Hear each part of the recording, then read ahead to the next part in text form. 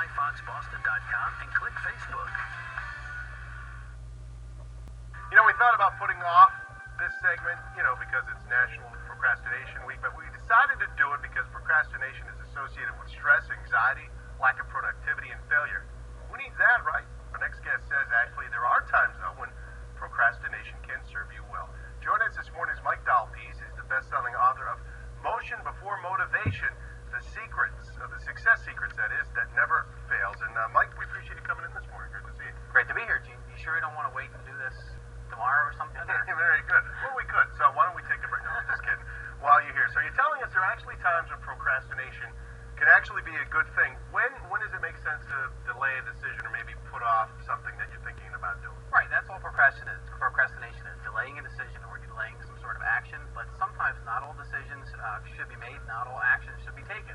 How you would do that is you first establish some ground rules. Okay. So and some goals. So you have these goals, you have these ground rules, and every time a decision comes up or every time some sort of opportunity for action comes up, what you do is you just run it against those goals, run it against those ground rules, and if there's any slight chance of incongruence, you put it off. Give me an example of a ground rule for an example where you'd want to measure it and you'd say, okay, well, it's probably wise to wait a day or two or whatever the case is. Right, so if you establish something in your life that this is the way you want your life to be, and if it just has any sort of incongruence to where it's something you may not want to do, that's when you would put it off. And people always say, well, I should maybe think this through or maybe sleep on the decision. This is where that would come into play. Exactly. You talk about a wolf in sheep's clothing when it comes to procrastination. What is that? How do you avoid it? Well, that is actually perfectionism.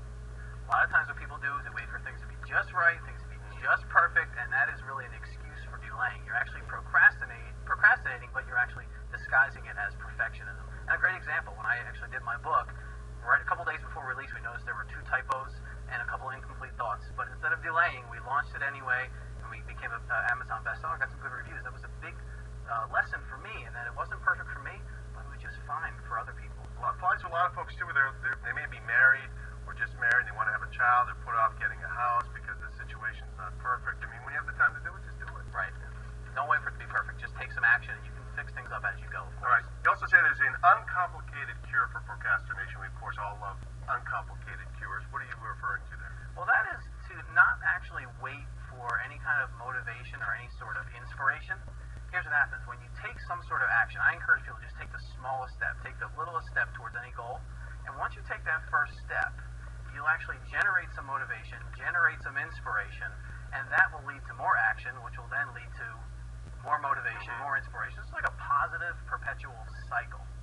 So the point, the uncomplicated cure for procrastination is just don't wait for inspiration, don't wait for motivation. Just take the smallest step, and that'll generate more of those good feelings. For a lot of people, it's sort of a habitual. I just wait. I don't want to do it. I don't feel like doing it right now. What do you find that once they can break out of that habit, and once they realize, okay, there was no need to put that off, that they do find a way to break out of it, and they do have that success down the road? Right, but what I find is instead of trying to tackle that big thing first, take the smallest step. Do the easiest thing. If it's a goal, write it down. That's an easy step. And that'll be the first step. That'll generate some more positive emotion and get you going. A lot of folks also say when you write something down, it forces you to do it. And when a lot of people have a deadline, they respond better to deadlines. Right. When you write it down, it actually embeds itself into your subconscious mind. All right. Well, I'm gonna do what I can to get around to it. Whenever that possibility comes up. Oh, hold on a second. Then why don't you just take one of these, and there you go. Hey, all right. How about that, ladies and gentlemen? We have in our hands right here a round to it. I like a fun just like the next guy, Mike. That's not bad. There you go. A round to it. Well done. Well, I'll give that back. Oh, I can. What's it worth?